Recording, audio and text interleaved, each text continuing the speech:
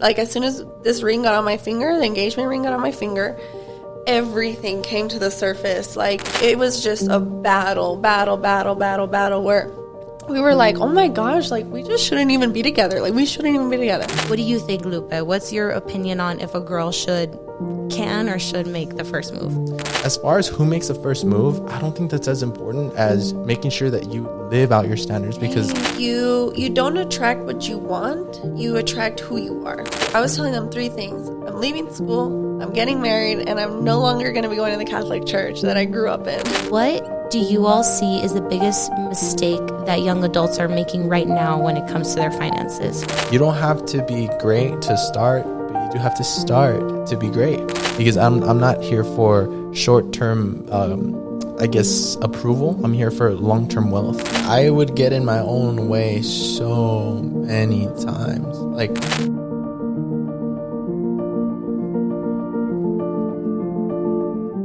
Hello, friends and family. My name is Laura Maluchi, and welcome back to another episode of In Harmony, giving you lights and encouragement to pursue the incredible life that God has for you. So today is a very special episode because we have one of my two of my dear friends on this podcast. Today we're going to be interviewing Bella and Lupe Infante.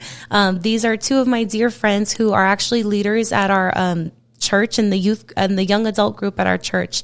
They're also the owners of Lupe and Associates. You're good. You got this. They are also the owners of Infante and Associates, a financial services firm, and we're super excited to introduce them today. So thank you guys for joining us, first and foremost, and my rough introduction there. Of course. It's organic, right? You know, So, it's the raw good. reality. So I guess to start off, would you guys mind telling us a little bit more about yourselves and a little bit more about you guys, how you guys first met? Dang. Okay, I'm going to give you the romantic story. Give it to me, yes. All the romance. Yeah, so it was crazy because I was in the hospital for like it was like for something that had happened, and I was there for a checkup, and they had told me that there was somebody who needed a kidney transplant. And, oh my God. And they were like, we're looking for a specific type, and I was like, you know what? I'll do it. I'll donate my kidney. Even though I don't know who she is. Yeah, exactly. And so I gave my kidney, and I was like, well, can I at least know who she is? And then I met her, and then we just fell in love. The rest is history. I'm totally kidding. The insurance said I had to marry him. So And it was part of the requirement. There's people at home who are like, dang, what a story. wow. No, I'm just kidding. We actually... It was through Instagram. However, okay. And this is the way I always tell it because it's the way that it happened. It's not how it happened. You know, when somebody when they like your pictures, especially old pictures, like back to back to back, they're kind of hinting like, "Hey, like you." Wait, was it like you had just posted several photos that day, or she went like she? Oh, this was like months ago. Dang. No, here's the thing though. Like he says that. But he when he messaged me, it was like in the request. So I'm like, okay. So again, I saw the likes. It was a hacker, and I was like, "Who's this?" So I went to her Instagram, and then I was like, "I don't really know her, but she looks very familiar." Okay. So I went through her Instagram, and I asked her. I was like, I direct messaged her, and I was like, "Hey, you look very familiar. Like, do I know you from somewhere?" Because again, she's liking my old picture, so I'm like, okay, she must know me or something. You liked my photo from 2012. Yeah. Do I know you from somewhere? and then I ask her where she goes to school. It turns out she goes to Americas, which is a couple of my friends that I went to middle school with go there. And then I kind of pieced it together. I asked her if she knew them, and then she's like, yeah. And so it turns out like I knew her through those friends. I'd seen her on like posts and whatnot. So like, I knew of her, but I didn't know her. And so when I officially reached out and everything, it clicked. Like I don't know how it was. It just, the conversation flowed really well. I love that she wasn't very dry like most girls. So I was like, man, like this is awesome. I want to keep this going. And then after 2 weeks, I asked her to go on our first date. And in those 2 weeks, I had basically found out as much as I could about her, so that way I can make sure that the date I cater it specifically to her and what she likes and what her favorite stuff was. And then the rest, we just took off from there. And then we just kept building our relationship, kept communicating. We did long distance for about a year. Oh, dang. That was not the easiest thing.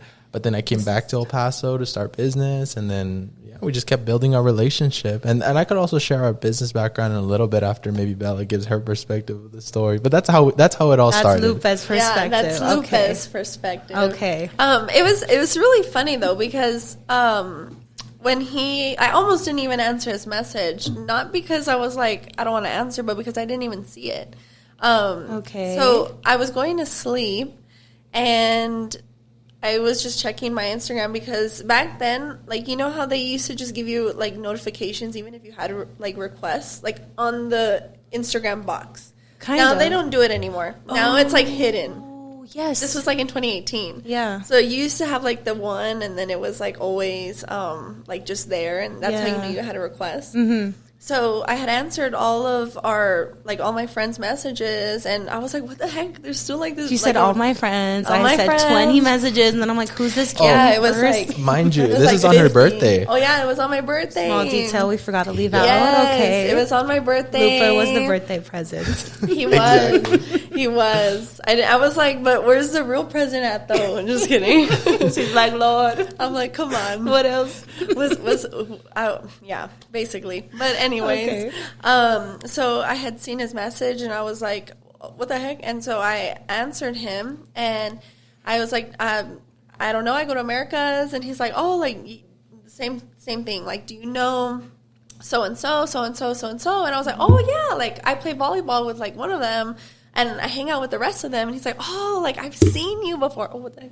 I've seen you like on like their Snapchat stories, on Instagram stories, like, and it was so crazy. You have a memorable face, obviously. I guess so. Who's that girl? I guess, and it was crazy because then we started like texting and stuff, and the crazy thing about it was that we weren't like, there wasn't the intention of like getting together or anything. It was just more like friendly vibes, I guess. So.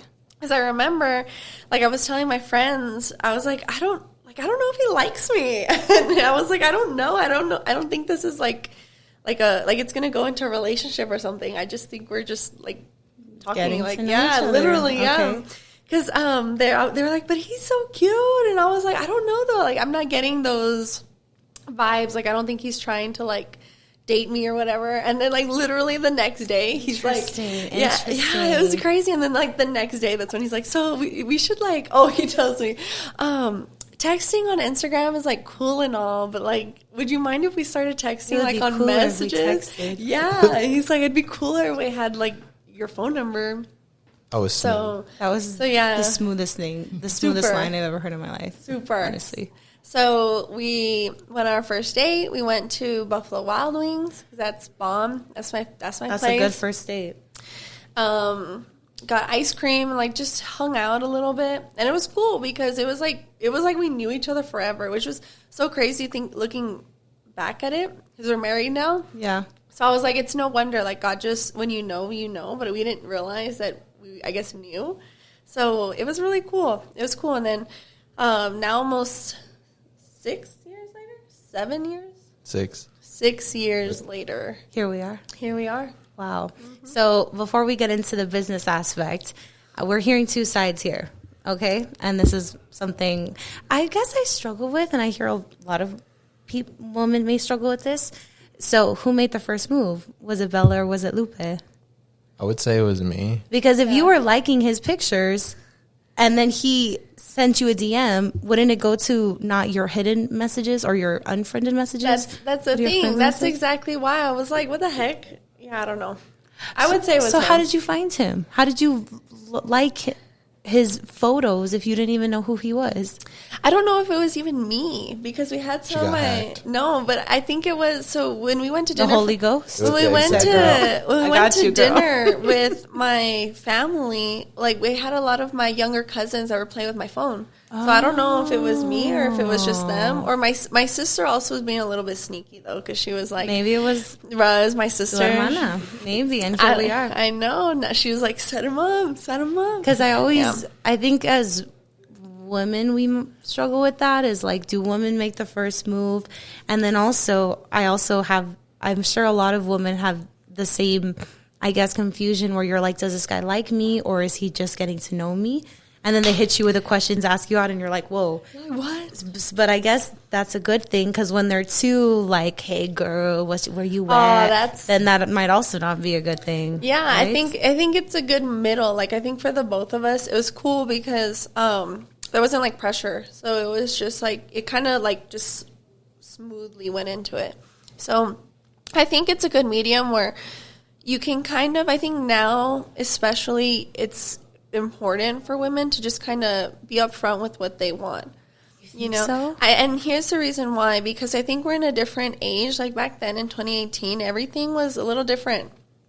Now, people aren't trying to get too serious. They're going with the trends. They're going with like, oh, I don't want commitment. And if you're somebody who wants commitment, I think it's important to, as a high value woman, to just say like, this is what I'm looking for. Like, I'm not trying to waste a time. I'm like, you're not a free trial, you know? Like, yeah. I think it's important because imagine the kind of man you would attract through that, you know, by being a woman and saying, look, this is what I expect. I'm someone who's growing. I'm always evolving. I'm always becoming the person that God's intended for me to be. Right. And the kind of man that I'm looking for is somebody who's willing to grow, who wants to help me elevate my standards, is that you are not.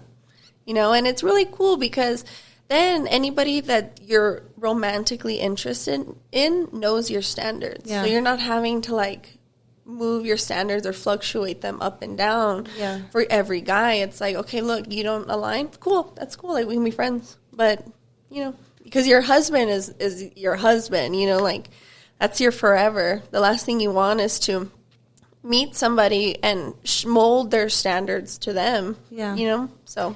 And I think we had done a podcast together recently, and something that I noticed Lupe mentioned was, he was like, you know, one thing I loved about Bella was that she's very, like, she knows what she wants, and that's something that's admirable and I would imagine attractive for a woman. What do you think, Lupe? What's your opinion on if a girl can or should make the first move? I think she should. I think she could. I think it all will boil down to, like Bella said, about her standards. Okay. Because if her standards are very high, regardless of whether or not she makes the first move or the guy makes the first move, I think as long as her standards are set and she knows what she wants, either she will attract that type of guy that she's looking for, or she'll be able to know when that guy comes, so she can communicate like, yeah, this is the guy for me. Because let's just say, and I mentioned this on one of the podcasts you were mentioning, if let's just say Bella had very high standards for what she wants in a relationship and she knew them, and I came up to her at a coffee shop and I was like, I made the first move, right? And I wanted to talk to her, and she knew what she wanted so much that she would tell me like, hey, well, before we actually move forward on talking, on dating, I want you to know that the type of man that I want is the type of man that can, you know, live out the life of a godly man, right? Where he's honest, where he's willing to change and grow, not for me, but for himself, and to lead our family where we're supposed to go. And he's always constantly helping me in any area that he can. Like, in other words, she communicates it all, right? And if I'm the right type of man, I'm going to be like, dang, like, this is awesome. Like, I love this. I want to be with her. I want to go. I want to move forward. But if I'm not the right type of guy, I'm going to be like, yeah, that sounds like way too much. Like, I don't want to do that. So it's all about communication on your standards. So as far as who makes the first move, I don't think that's as important as making sure that you live out your standards, because her part now is not just to communicate them, but to live them out herself, to follow into that even more. Once she's communicated her standards, she can then tell me also, like, the reason I can ask this of you as a man is because I, as a woman, am living out these standards myself. Wow. Right. And that's how it works. You can't ask somebody to do something you're not willing to do. Dang, that's one of the best pieces of relationship advice I feel like you could give somebody, is you should be what you're looking for, what you demand. And I like what you said, Lupe, about how we might obsess over who makes the first move, but really what it comes down to is, are you clear about your intentions and your standards for the relationship? Something that one of the main reasons I ask you guys to be on this podcast is you guys are incredibly intelligent, especially for your age. You guys have done so much with your business.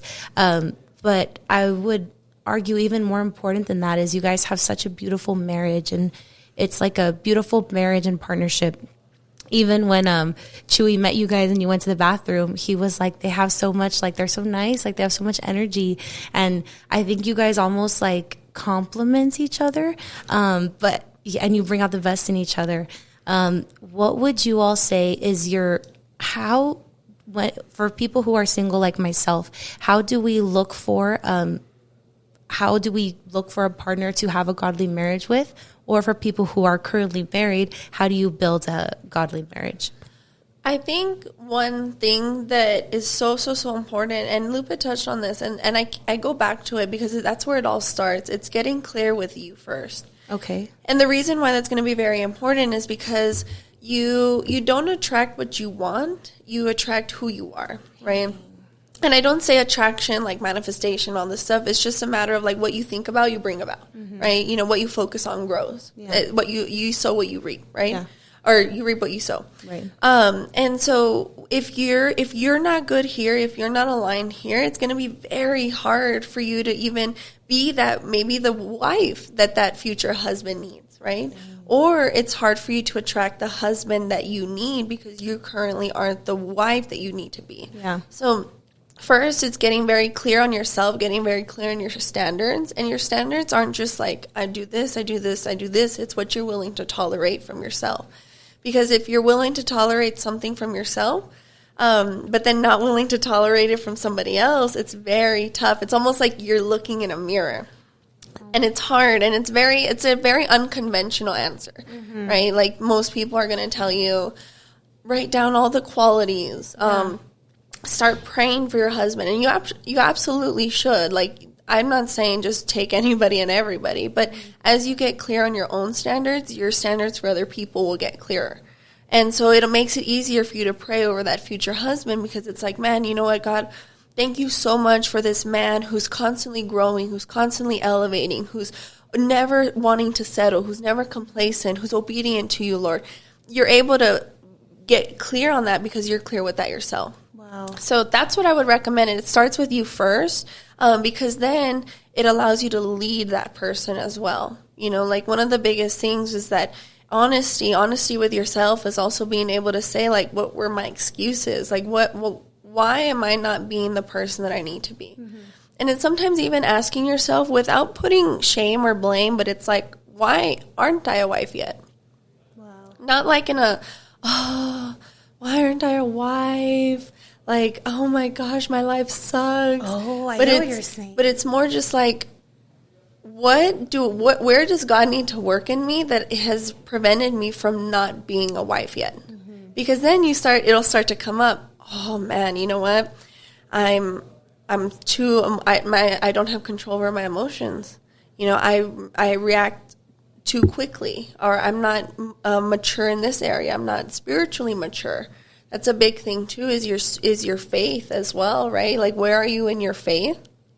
And when you get clear on maybe the areas that you need to improve in, when you start working on it, that person will come, and that's where you can start building that godly marriage because not only are you working on it, but your spouse is working on it too. You know, so you're both elevating each other by working on yourselves as well.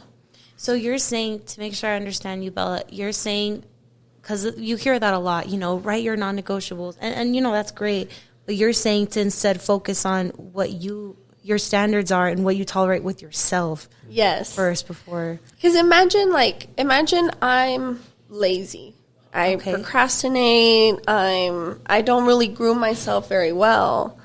How am I supposed to expect Lupe to work hard, to dress nice, to show up as the best self that he can be for me when I'm not even doing the same for him or myself? Like, I tell a lot of people this. It's like, look, like one day, God forbid, but it's just life. He may not be here and I might be alive, or vice versa. He might be here and I'm not, and he has to live with himself the rest of his life, and I have to live with myself the rest of my life. So I have to work here first to be able to produce good fruit everywhere else. Oh my gosh, that's so beautiful. So if I may add to that, what Bella is also getting at is something that I don't think enough people are taught about, which is that you need to become the husband and the wife before you're married, right? You don't become husband and wife just because now you have legally been married.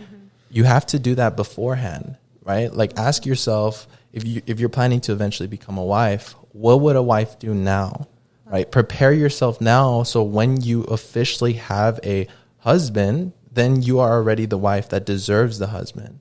You're not working towards that anymore because you've already done that. Wow. Because in the Bible it says, to whom much is given, much is required. What happens is most people, they get the much that's given without doing the much that's required. And so now they have to meet the much that's required, which makes it a lot more challenging and difficult. Why not do it the other way around? Why not meet the much that's required? So when much is given, you've already met the requirement, right? And then also, one thing that I think would help a lot of people is standards all make up your identity, right? Your identity are your standards. So when we talk about identity, where do we get our identity from? From God.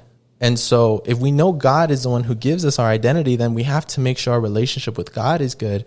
Because what we've mastered, or I wouldn't say mastered, what we've worked really, really hard on and what we've done really good at and are getting better at every day is building our relationship with God.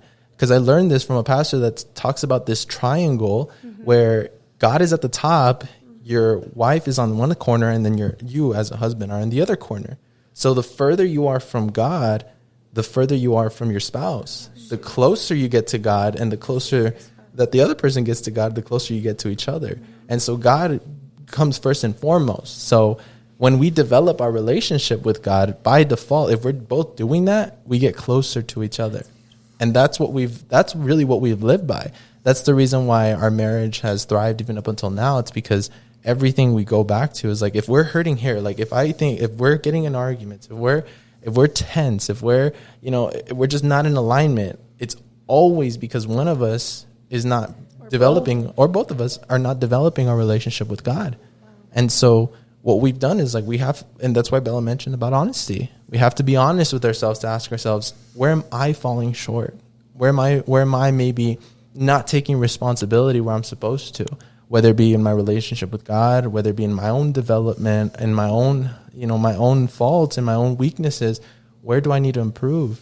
And so for somebody who's single, start asking yourself these questions so you can work on them. And again, become the husband or the wife before you actually meet your spouse, because then you're prepared. Now, if you're in a relationship, then now you develop your relationship with God even more, because that by default will bring you guys closer together. It will reveal what areas you might be missing. Because what happens with a spouse is, like, take this water, right? This water, and I also heard this from another pastor, which is super cool. So the way he explained it is that, like, if let's just say this water's filled, okay, right, and Bella hits me and I spill this water on myself, I might get mad at her and pretend in this water it represents like anger, fear, frustration. All of that is pushed out. And it's not her fault, but I look at her and I blame her. I'm like, you caused this. But it's not that. It's that I never emptied the cup. I should have emptied that cup first. So all she's doing is revealing the things inside of me that I need to take to God and I need to heal from. So that's what I would say for couples that they could do to start working on that, to build that relationship. And then same thing for the single people. And I think it's important to know that the reason why we know all this is because we didn't do that.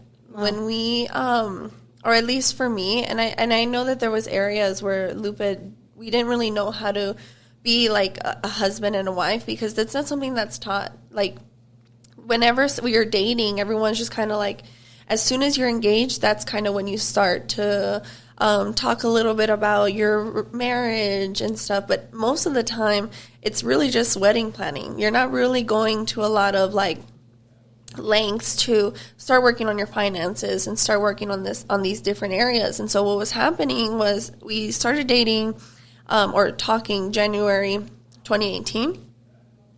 Dated.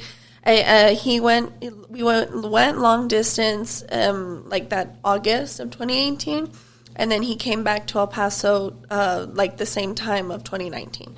So 2019 up until 2021, we were just kind of in this like, oh, we're dating kind of thing. We started building our business together. When you guys were dating? In 2020, we started building our business together. And we always knew we would get married. Like, we always knew that. We just... it wasn't in the works. And it wasn't in 2021. He proposed to me Valentine's, and it was like as soon as this ring got on my finger, the engagement ring got on my finger, everything came to the surface. Like emotional, I realized very quickly how very emotionally immature I was, how reactive I was. He also realized how very too emotionally mature he was. So we were both like it was just a battle where we were like, oh my gosh, like we just shouldn't even be together. Like we shouldn't even be together. This was during engagement? Engagement. So we're all planning a wedding and building a business and going through all of this. And that's where we really learned a lot about obedience to God, because we were just like, oh my gosh, like let's just break up. Like it's done. No more. And we would pray, and God was like, I know that it's easier to break up, but you guys got to stay together. And it was like, oh my gosh, like pulling teeth. We loved each other, but for like 10 months, we just did not like each other. Oh. And finally, we talked a lot to Pastor Cruz as well. He was a huge help. We had a life coach at that time as well. Wow. For how young you guys were, you were investing all that. Yeah, we were. We had a life coach starting in the end of 2020. So he walked us through all of that, and he was like, "What happened is just you guys, like reality kind of hit, and you guys, instead of looking at ourselves and saying like, man, I need to work on myself, we looked at each other and was like, you're not this and you're not that, and fights and fights and fights and fights. So finally we understood, like, we're not the problem. Like, we're the problem, but we are not the problem. Wow.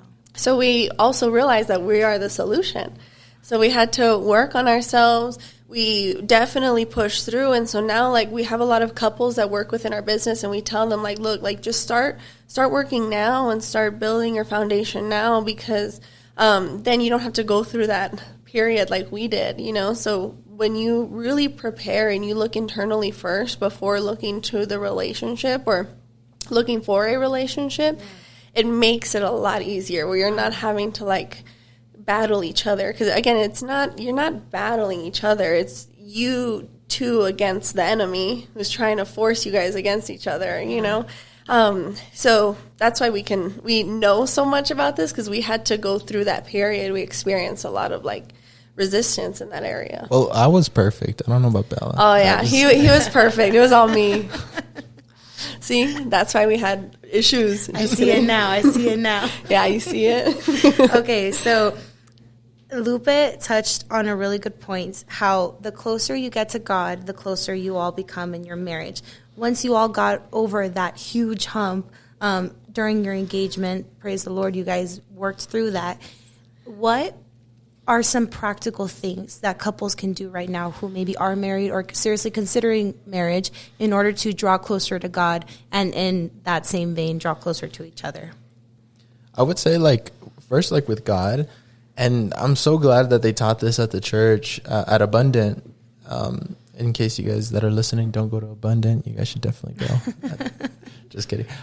They talked about soap, right? How, like, on a daily basis, it doesn't have to be every day. And I love what Pastor Felipe said, that if you miss a day, don't feel guilty, don't feel bad, just feel hungry, because you want to continue to grow your relationship with God. Just like how if you're building a relationship with a person, if you stop talking to that person, it hurts the relationship. So, but you crave, like, wanting to get more communication, want to connect more. So that's the same way you should be with your relationship with God. But anyway, so they talked about soap, which is basically as you read your Bible, a certain scripture that pops up, you write that scripture down. That's S-O, you observe. What did you observe? What did you witness? What stood out to you regarding that? And then A, application. How does this apply to your life? How can I apply it now to my life? And then P is prayer, right? What prayer do I have that this can, or how can I write out a prayer, or even just pray there? And so those are practical things you could do to build your relationship with God outside of, obviously, worship and going to church and, praying on a daily basis and stuff. That's a very practical way to do that. I don't know if there's anything you wanted to add to that.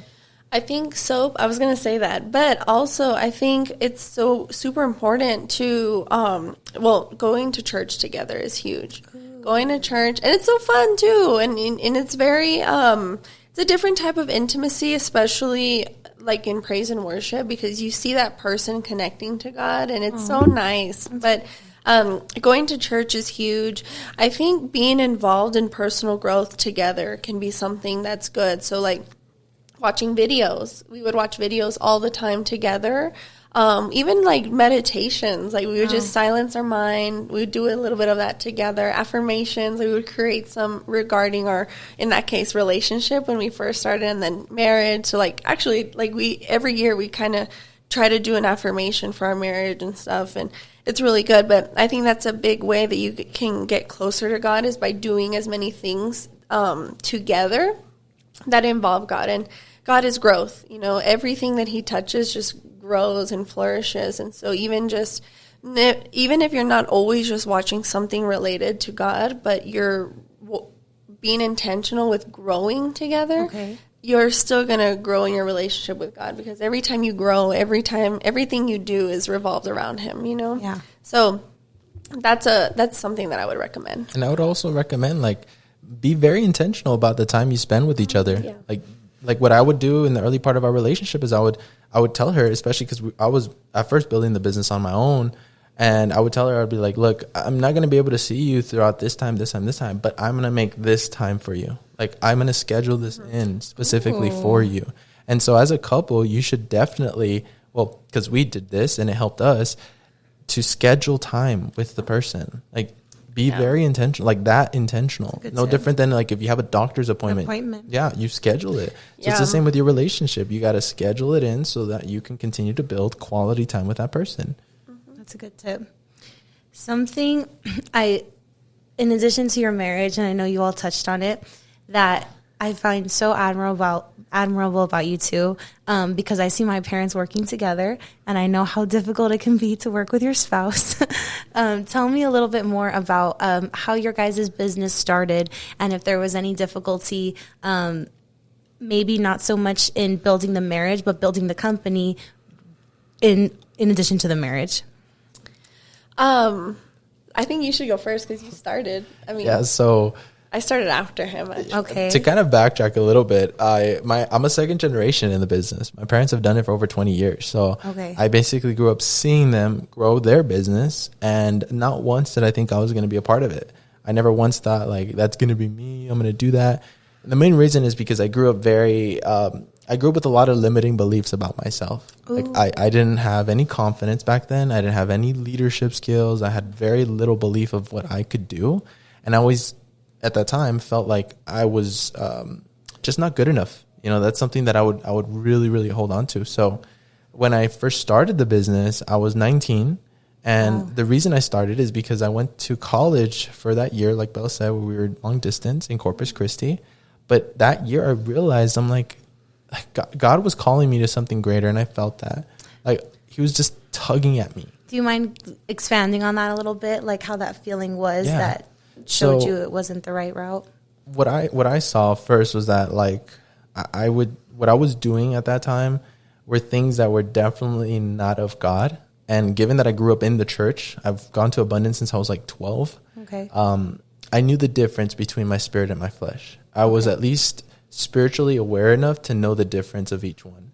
And where I was living at that time in college was like very, very flesh. Like, it was a lot of the flesh. And I'm so grateful that the way my parents raised me is that they raised me never to settle. They raised me never to accept mediocrity or to be complacent. And I realized that the reason why is because that's where the enemy likes to come in, and he likes to tempt you, and he likes to make you stay there, because the enemy doesn't attack the people like that are doing these things, that are complacent, that are not growing, because he already has a lot of influence on their lives, right? That's why most of the people that live lives like that don't have a lot of fruit of the Spirit, right? Because Jesus said, you judge a tree by the fruit that it bears, and if you see no fruit, then you know what kind of tree they have. Yeah. And so at that time, I realized there was no fruit in my life. There was no spiritual fruit. You know, there was not a lot of self-control. There was not a lot of peace. There was not a lot of joy. And so I had to really look within and ask myself, like, why is it like that? And it's because I wasn't following God. I wasn't being obedient to God. And so being there, I was like, okay, so God, I had to like a come to Jesus moment. I'm like, all right, so God, what do you want from me? Like, where are you calling me to? And what I felt in my heart is him telling me, like, look, why don't you give this business a shot? What your parents do. It's the worst thing that can happen. And I was like, I don't know, God, because I'm not good. Like, I can't do that. Like, I see the way that they are. I see the way they carry themselves. I can't do that. And I've heard, it's a cheesy quote, but it's so good. It says that God doesn't call the qualified. He qualifies the called. Right. And so at that time, I didn't feel qualified whatsoever. Yet I felt that I knew that God was calling me at that. He was calling me to something greater. And I was like, you know what? I have nothing to lose. I'm already here and I'm stagnating. And given that my parents already showed me that that's not the way to live and that my church has taught me that too, I figured, you know what? I have nothing to lose. Let me just do this. I jumped into that, 19 years old, not really knowing what to expect. And I always tell people, like, that first year for me was like tough. Like, I'm not even going to sugarcoat it. It was tough. Like, starting your business, yes, or in corporate? Oh, starting my business after corporate, because corporate was really comfortable for me. I was chilling, you know, I'd watch movies all the time and do some other stuff with some greens that I'm not going to talk about. But the truth comes out. The heathen days. But that was the old me. And and so I was like, no, like, I wanted to step into a bigger calling, and that's what that was.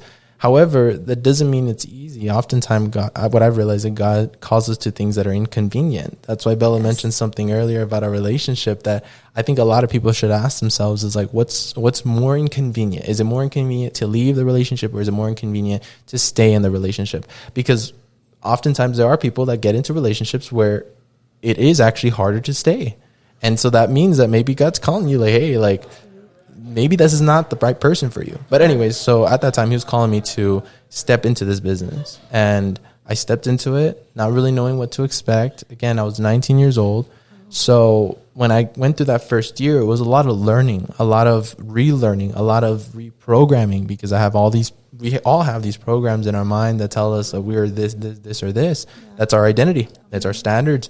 And so I had to do a lot of that work, and a lot of that, you know, was mostly by myself. But then eventually 6 months into the business, that's actually when COVID hit. But that's also when Bella joined the business with me. And what happened is that we just started, you know, building it together. It was not very serious as far as like our mental focus, I'll be honest. Okay. However, we were very serious about each other. Like, we knew what we wanted. Like Bella said, we knew we wanted to marry. We knew that was the end goal.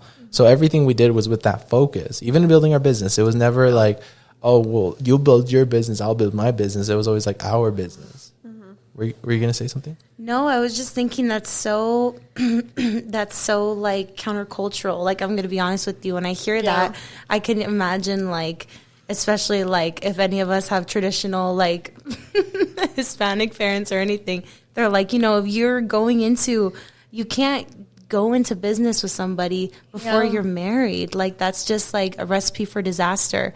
But it's so cool because that's something that you guys did, and it worked out for the best. So no, that's just what I was going to ask. Like, that's so different. Like, you don't really hear that a lot of times. And I think that's something that we had to really, really, I guess, analyze, is like asking ourselves, like, do we want the type of relationships that our parents have? Which is very tough for some people to ask, because sometimes they have to be honest and say, no, I don't want that. Now, that doesn't mean there are certain areas that they can't learn from and they can't, you know, take as an example for their family. Mm-hmm. But as far as like specific areas, like, for example, whether or not you should join or start a business with your spouse, ask yourself if the people that are doing that, if they have a really good quality relationship or not. And in some cases they don't, and others they do. But if you see something that you want, let's just say if you're like you, Lauren, you're like, I want to build a relationship and build a business, then it's best to model after somebody who actually did that. Wow, so that way you could see, like, hey, I could do it too. You know? How do you guys create that healthy environment in the office? And I guess even at home, because it's tough to not, I mean, I know my family, we do it. We take the problems home and the issues home and the stress home and the celebrations home, you know? How do you guys navigate through keeping it a healthy working environment and home environment, even though you guys work together? I think one thing that we did, and I don't think it was something that we actually even really like worked on, but we were always just like, we were very good at compartmentalizing. Really? I don't think that we ever really like brought issues from the office into the relationship because we were always just constantly like working on ourselves, always, always, always. And so we knew kind of how to separate a little bit. So like all the wins, it's like super exciting and we bring it home. Like we know what can come home and what can't. And we're pretty good at addressing things right away. So if I'm like, Really? I don't like what's going on, let's talk about this. You know, we talk about it right away. So that way we don't have to worry about it at home. But I do know that one thing that was a little bit harder for us was sometimes when I was like super tired, when we weren't on the same wavelength, it would cause a lot of tension because we weren't in alignment. So that was the biggest thing. I think when tensions are coming home, it's just because there's no alignment in the vision. Because we always had a vision and we had an alignment with our standards, and we always knew that if stuff from the office or things that weren't going our way from the office were starting to trickle into the home, it's because we were out of alignment. Wow. Also, I think what helped us is that we worked really, really hard on being present all the time. Because what happens is that with most people, because they have a business life and a family life, they intertwine. And so because they're not present, it doesn't allow them to be, like, for example, when they're at work, they're thinking about family. But then when they're with their family, they're thinking about work. It's because they're never present, you know? And if you just focus on being present with everything you have, like giving it your all, every moment you have, then you're not worried about it, about the past or the future. You're just there. So, for example, if I'm spending time with Bella, I'm not focused on work because I'm there with her. Like I've made this intentional time with her. So why am I going to put my focus on things that are not here? Yeah. Right? Same with work. If I'm there and I'm focused and I'm there to work, all right, my focus needs to be here. Wow. I need to be present here. So I would say that for anybody that's having a hard time with that maybe they're bringing things in, it's more than likely that they're just not present. They're not absolutely present with where they're at. Because you also think about it, like if you're present, there's no actual real problems. Because if you're there, it's like, okay, look, something is there. I can do about it right now. Like there's nothing you could do about it right there and then, most of the time. Now, if you're in the middle of, like, let's just say you had something that happened, like you got in a car accident. It's very easy to be like, oh my gosh, this is terrible. What we also got really good at is being grateful. So if you just ask yourself, like, what's great about this? Well, I'm alive. I could have died just then. You know, the other person's alive. You know, I mean, my car might not be, you know, that good and working, but hey, our marriage alive. is good and working. Yeah, exactly. And so those two things I think helped a lot. That's so beautiful. Being grateful and being present. And how important that, like, you guys both add that to the marriage. You know, it's not just one partner, like, kind of pulling each other up. Like, you know, what do we have to be grateful for? Because you guys both worked on that personal development together. When a situation happens, you both kind of lift each other up. And I love how we talked about relationships. I loved how we talked about business. But I also know you guys are super intelligent and you have experiences in the financial services industry as well, because that's what you work in. So I do want to pick your brain on this a little bit too. A lot of young adults, especially our age, I'm sure you guys know, like, credit card debt has been going up, student loan debt's going up. What do you all see is the biggest mistake that young adults are making right now when it comes to their finances? The biggest mistake that they're doing right now is thinking that they have time. Ooh. They're not saving. And maybe they are a little bit, but they're not. Maybe, like, let's just say someone's 21. They live with their parents, they're going to school, they have a good job, and they're saving maybe like $100 when they know they can be saving like $200, right? But they're only saving $100 because, I'm only 21. I don't need to be saving as much, right? But your money can compound so much over time. And so that's the biggest mistake that so many people, especially young adults, are making, is they think, well, I have time. I don't have to start saving yet. That's what retirement's for. That's what 401k is for. Like, I'll just let it go, you know? That's the biggest thing that we see. I would say a big one is caring too much about what other people think. Ooh. Because and their finances. what happens is that as such a, like, when you're focused so much about what other people think, you're focused on, like, buying the nice things right? Like buying nice clothes, buying a nice car, buying like all of this. And that only hurts you long term because then you're not using your money wisely. Yeah. But like if you just said, you know what, like I don't care if I have to shop at Ross, but I'm going to be saving at least $500 a month, you know, to invest into my Roth IRA, for example, because I'm not here for short term, I guess, approval. I'm here for long term wealth. And so, like Bella said, most people don't think that, or they think they have more time when they actually don't, you know, because if you even just miss like a year of compounded growth, it's ridiculous how much that could actually, like, I think I give an example with when I'm helping my clients, I let them know why it's important to start now. And I show them like $100 a month in a Roth IRA at a 9% rate of return. And they just missed 1 year. It's technically $1,200, right? They're like, oh, it's not a big deal. It's just $1,200. It's $83,000 worth of compounded growth. Yeah. That's just 1 year. And again, don't quote me on that specific number because I'm just giving you an idea. That's the whole point, is that you want to start early, but also you got to just not care about what anybody thinks. Like, it's your own money. You use it how it's going to best benefit you and your family, especially long term. Right, you think long term, but you act short term. It's funny because I have all these notes. I was like, or all these questions that I wanted to ask you guys, but I haven't even asked any of them because this is like.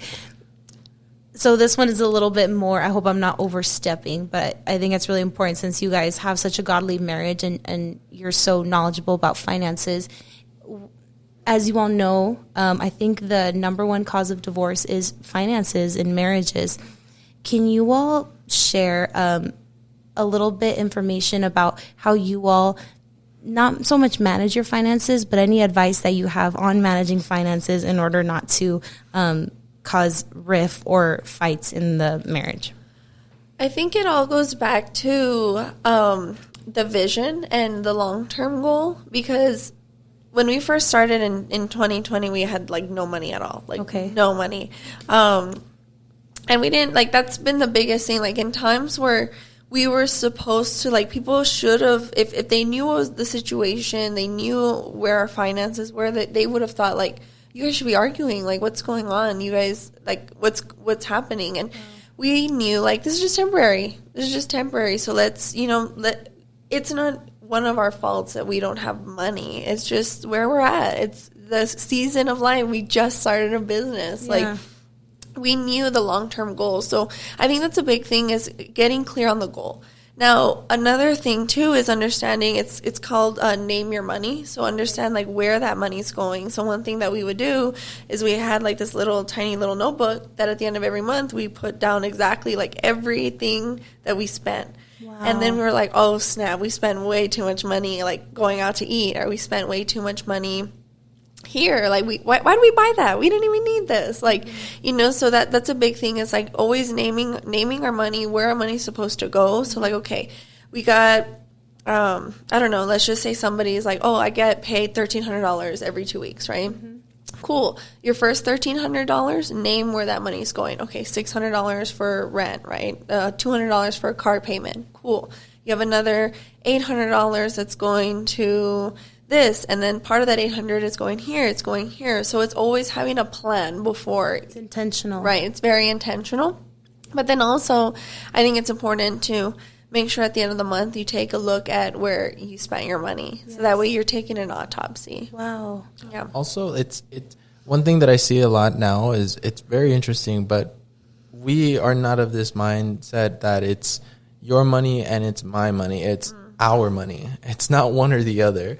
And I see a lot of couples do that, but that actually causes like a lot of like issues, because then it's like, well, you need to pay for this. And it's like, but no, I pay for this. And it's like, why not just jointly have money together, so you could take care of things together? So it's not like it's not you and me, it's us. And that was something very unconventional that we did too, is 2021, when we got engaged, like the next week, we combined our bank accounts immediately. Like, we were just like, boom, let's do it. Like, why are we waiting? Like, we're engaged. What more? Like, do we need? Like, what? So we went the next week. We're like, all right, let's set everything up. Let's do it. Especially because we work in finances, so it was easier for us to just be like, we know what to do now, you know. So we made the decision that it was both of ours. Like, there was never like sole ownership. Like, this is mine, this is yours. I've always done everything very jointly. So I think that also helps with, I guess, money problems, especially at the beginning of our business, where it was like, well, we both don't have any money, so we don't have to get mad at each other, you know, like, we're good. We have nothing. Also, like, to add to that, like, one thing Bella mentioned earlier is that we have to have a vision and a goal, because we were thinking from that place. We weren't thinking about where we were currently at, because most people, they think about that. They're like, well, we're just engaged, so it's like, why are we planning for that? Well, that's the future you're building towards. You should act from that place, right? That's where your thoughts should be. That's why having a vision and a goal is where you filter everything through. Because if you have this goal of like, we're going to be wealthy together, then that means, okay, what do we need to do today to make sure that that becomes a reality? And so it filters out everything that you need to do. Obviously, having a joint bank account is one of them, because number one. It's like, you can't say it's our wealth if we each have individual accounts, you know? So that's how that ties in with that too. Wow. You know? Okay. So we talked about finances. Thank you for sharing that. That was so amazing. And I loved how you made it like practical. Just the intentionality you guys have is so apparent. When you guys were starting your business, I know you mentioned that in the beginning, the bank account wasn't looking very cute, as most business owners when they start off, right? But as you guys were building your business outside of finances, what would you say was the biggest obstacle you had to overcome when starting your business? For me, because I know we both had a lot of different obstacles. Collectively, it was a lot of limiting beliefs and reprogramming in our brains that we had to do. But for me, it was a lot of fear of criticism. Like, what would people think? But not only that, it was family. I think it was both family for both of us, honestly. But for me, it was huge. It was family was like the biggest thing. I was studying to be a doctor before I even started the business. I had never even thought of owning a business, like, ever. I guess in a way I wanted my own practice, but I never really saw that as like a business, because I was still working for like a hospital and stuff. I just choose when I go in or not. But that was my goal. I was studying to become a doctor, and in my family, my parents have worked super hard. They're the first of both of their families to graduate not only with a bachelor's but with a master's. Wow. Which is an amazing achievement. And a lot of times, because I guess they worked so hard, they established this belief that to get far in life, these are the two things that you need, a bachelor's and a master's. Because they both make great income. They provide an amazing life. So from what I was noticing is they have this belief that going to school leads to a beautiful, magnificent life. It's just not necessarily not true. But for the vast majority, that's not how life works for them. You know, they go to school, they get in college debt, and then they don't even get paid enough to pay off the debt. Yeah. So I'm going to school. I decide, again, God was very big in that role. I just didn't realize it was God calling me because I didn't have a very strong relationship with him yet. Ooh. But it just was a lot of stuff that was not working out. I've always prided myself, or had pride in my intelligence. I've always, I guess, been very smart in school. I'm like hundreds in every class, that kind of thing.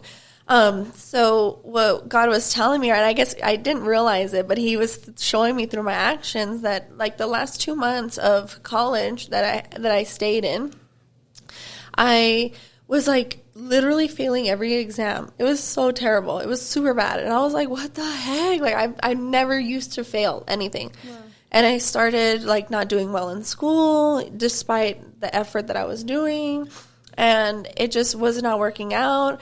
I got in this state where I was just a little depressed, whatever.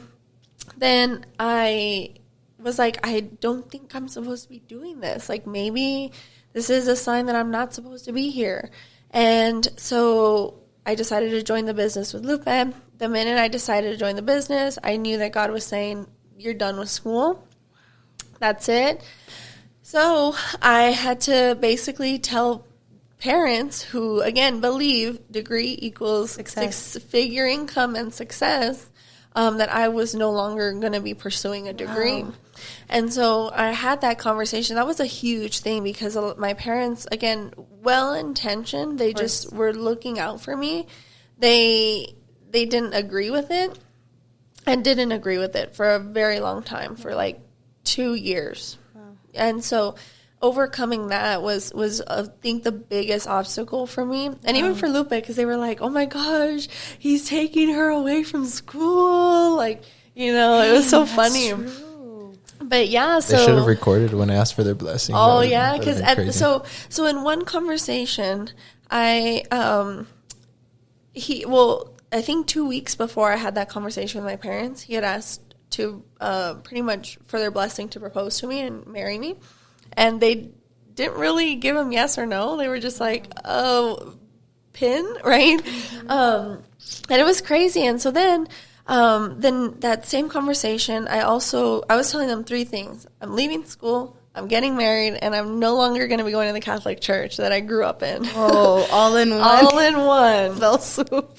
Crazy. I was like, I just got to get it over and done with. I don't need to have 3 separate conversations. I'm just going to tell them. Good for you. You know? Good for you. And so that was a huge thing because they're like, she's quitting school. She's leaving her faith. Like, I'm pretty sure they thought I was like on drugs or something because I don't even know. I don't blame them for the way that they reacted, honestly, because I know that, like, imagine, that's so crazy.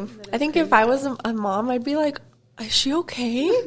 So that was the biggest obstacle, was family. And then obviously overcoming that fear of criticism, because from there I was like, oh my gosh, these are my parents and they don't agree. Like, what are other people going to think, you know? And that was a huge thing. So I think fear of criticism and family was the biggest obstacle for me. Thank you for sharing that, girl. Because seeing where you're at today and just seeing like how smart and wise you are, like hearing that and all the things you had to overcome. And I remember you telling me that one time when I talked about like my family's religious background, that you were like, girl, I went through the same thing. And it's so encouraging because you really feel like you're the only one. Like when you're starting your own business and it's taking longer than you expect, which is like, yeah, dude, it's going to take some time. Yeah. You're like, I'm the only one. I'm doing this wrong. When you don't have your parents' approval for something, you're like, I'm the only one. Mm-hmm. So just thank you for being so vulnerable and sharing that. And it's so like, just to see where you're at today is like, you should be very proud of yourself and you should be very proud of your wife. Trust me, I am. He helped me through a lot of it too. But I think I always share that part because I think it's kind of like where we're at right now is not even remotely close to the end of a movie. But absolutely, a lot of times people see where we're at and they're like, oh, well, like you must have always been like confident, or you must have always talked the way that you talk.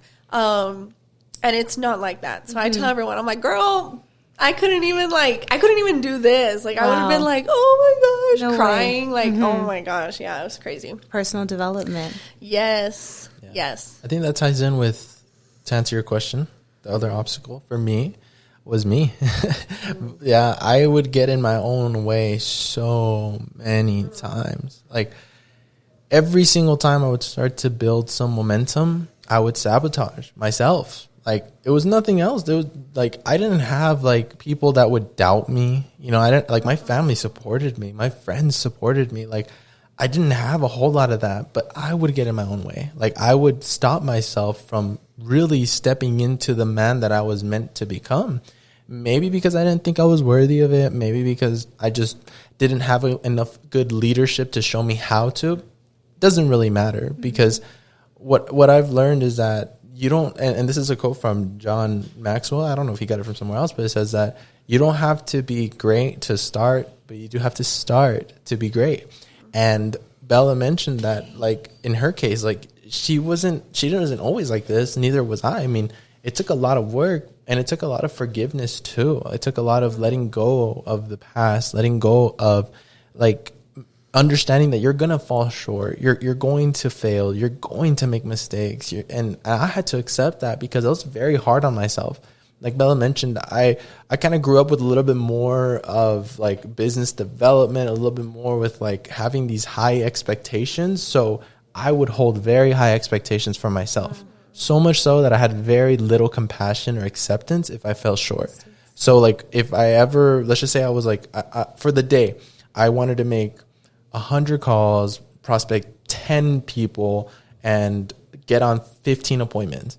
And I would hit like 2 of those, but the last one I got like 11. I'm like, oh, I'm a failure. Like I didn't do what I was supposed to do. So I'm not good enough. And it would be this constant cycle. And so what I had to overcome was myself. I had to overcome like where I was not giving myself enough credit, and also where I was doing enough to get me further.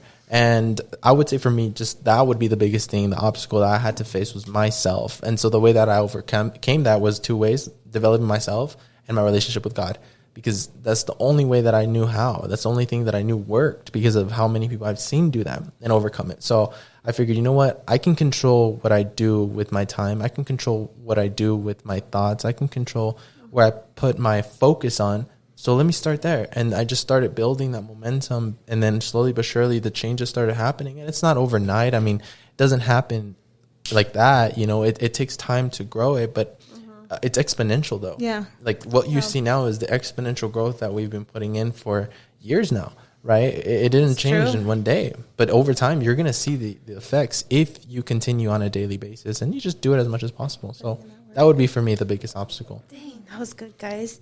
Well, as we're wrapping up, I do have one more question for you all. We touched on business, we touched on finances, we touched on marriage, we touched on relationships, but I'm sure we can agree the most important thing to us is our faith.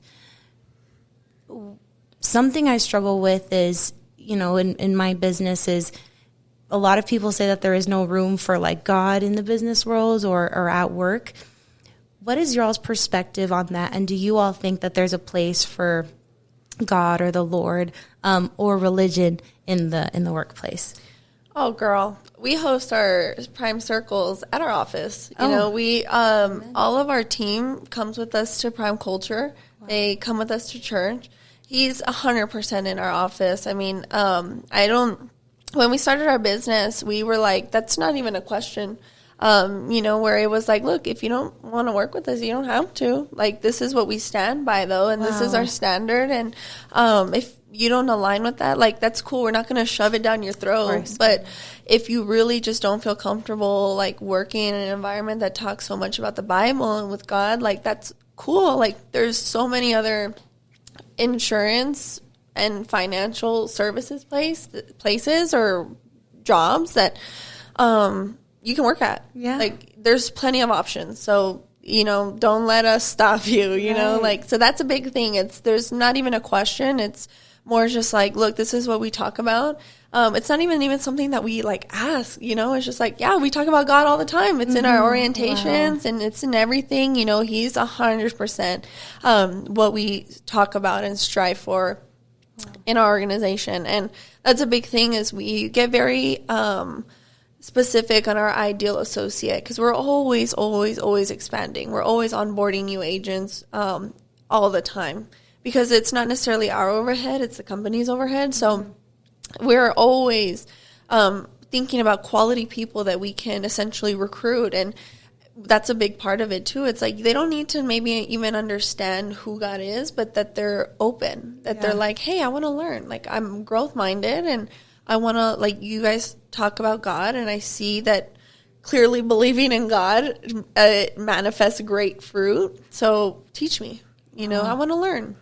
So that's a big thing. So 100% God is available to be in your business. And I would say, and it's a little bit direct, but it's like, if you're not seeing success in your business and you might have that mindset of like, oh, I don't know if God belongs here. That's why. Wow. You know, because if God's not in there, there's no fruit. Yeah. You know? So I think also to add to that too. I didn't mean to cut you. Okay. No, you're good. So I don't think it's possible for you to succeed in business without God. Wow. I just don't. Mm-hmm. Now, people that succeed without believing in God, I mean, obviously we see that and that's happened. Mm-hmm. And it's because they take advantage of the things that God is and God does, which is growth. Like, everything he's in involves growth. And so for us, like, we don't, like Bella said, we don't shove it down their throat, but we show people like, look, by living this type of way, these are the fruit that come out of it, right? And it only makes sense to follow in the same footsteps if you want the same fruit, right? And the thing that we've also realized is that if you separate the two, then you're now serving two masters. And we know what the Bible says about serving two masters. You will love one and hate the other. Yeah. And if your business becomes your master, your business becomes your God, then that's when you see no fruit. That's when God humbles you. That's when all of these things happen. And so what we realize is like, man, like anytime we weren't growing to the extent we wanted in our business, it oftentimes were because we started to prioritize our business over God. We made more time for our business than we did for God. And it's like, God is the one who blesses your business. He's the one who waters your fruit that you're planting, the seeds that you're planting. So why are you going to focus on the seeds themselves or on your harvest, quote unquote, when God is the one who gives you the water anyway? He's the one who provides it all. And so, like I said, I don't think it is possible to succeed without God. Like, and I mentioned this, there are people that do succeed quote unquote, without. And what I mean by success, I mean more monetary success. Right. And so I wanted to be very clear on that, because what you'll notice with a lot of these people that succeed in that, they're not succeeding and don't have a lot of fruit in other areas of their life. Like marriage, friendships. Dang. So if you really look at the fruit that it's bearing, you'll see like, oh, okay, I was misled. I thought that success meant just monetarily. No, absolutely not. God called us to live an abundant life. And I'm pretty sure he left it like vague, abundant, to not be in like one specific area, to help us understand that, look, it's because there should be abundance in every area of your life, whether it be your physical, your mental, your emotional, your financial, your business, your family, like everything. That's what abundance looks like. So when you look at a business and you see that might be growing financially, if God's not in there, I can guarantee you they're not growing in the other areas that really matter. And I think a big thing for us as well is, and I said this to somebody last week, Lupe and I, we're the brokers of our office, and we're constantly training other people to become brokers as well. And I said, because they asked me like, well, isn't that kind of like you're eliminating some people then, like you could be like mentoring and guiding? And it's like, I don't want to ever have to compromise my values, because the last thing I want to do is guide somebody and lead them down a path that they're not supposed to be. And thinking like, oh, well, you don't need God, or like, oh, we'll shy away from it. We'll talk to you if you're wanting to, talk a little bit about it. And then teaching them that success is gained through their own merit. Now, obviously, faith without works is dead. So you can't just pray for a chair and then one's going to pop up. What's going to happen is you're going to pray for a chair and God's going to give you a tree to build the chair from, right? Mm-hmm. I heard this from a pastor too that said like you can't just pray for your credit score to like go up and then like tomorrow morning it's going to be like 700, right? But what will happen is like, Lord, my credit score, please help me, and then He's going to cause an interaction where you meet somebody, or a new opportunity, or a new job is going to be given to you. Maybe you're going to open a business and then your credit score is just going to go up, right? So I don't ever want to lead somebody down a path where they think that they just do it themselves, and they did it on their own, because pride comes before the fall. And they always say that, those who are exalted, like if you exalt yourself first, I mean, you're going to be last. Right. Yes. And those who are humbled will be first, and it's important to know that. And I think that's something that we established when we first started our business. So we don't shy away from talking about God, because it's like, that's just, it's a non-negotiable for us, and I don't want to lead somebody down that. I don't feel like, especially if we're fishers of men, because that's what we're essentially called to be as Christians, are fishers of men and building the kingdom of God. I'm like, if that's literally my job, like, why wouldn't I do it? You know? So, wow. I learned so much from you guys today, and I know our audience did too. I'm so proud of you guys. Like, individually, you're amazing people, but just you guys talking, I'm like, together, they're like they belong. They're unstoppable. So I'm so proud of you. I'm so excited to see what God has in store for you and your company and your marriage. What could we do as a family, as an audience, to support you all and your mission? Yeah. Well, first, I just want to say, Lauren, we really appreciate the opportunity for you having us here first. And also, we're proud of you. Because I know. You might not get that enough. So much. Like, from the moment, I know, if you don't mind, like, I know we were talking that first time when I was like, oh, you know, I know my family has gone through that, and I know that it was an emotional moment for you, because it was like, oh, I don't know, like almost questioning yourself, like, oh, should I even be in this position? And I think everybody goes through that, you know. It's kind of what we call, like, they identify it as like imposter syndrome, right? Like, I don't align, like that's not the same for me. Oh my gosh, like what if I'm not supposed to be in this position? And just from that moment to like now, like your confidence, like, it's just grown so much. Like, it's just amazing to see, you know. So you're growing a lot, girl. It's the Lord. That's all it is. It's the Lord. Absolutely. How can we support you all? Honestly, just follow us on Instagram. That's huge. Mine's at the Bella Infante. So TheBellaInfante. So just all the same. And then same thing for Lupe. His is at the Lupe Infante. That's huge. But then also, I think if, for example, if you're watching this, or your audience who's watching this, it's like, I want to grow. I want to change my life. I just don't know what areas to grow in. I don't know how to grow. I want a business. I just don't even know what kind of business. Or I know what kind of business I want, but I just don't even have the money for it. I don't know how I would get the money for it. That they can shoot us a DM and ask, like, hey, can I work with y'all? Yeah. Because that's a big thing, is we don't, like, financial services is not the end all be all, even for us. We use as financial services as a vehicle to get us to where we want to be.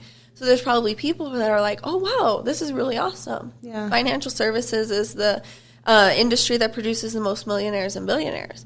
Imagine if you're a millionaire. Imagine how many businesses you can open then. You know, what you can do. You can pursue your dreams. You know, you can own your own real estate development company if that's what you want, or your own trucking company, or whatever kind of company you want, can all stem from this vehicle, you know. So shoot us a DM and we'll be happy to like train and mentor and everything. So yeah.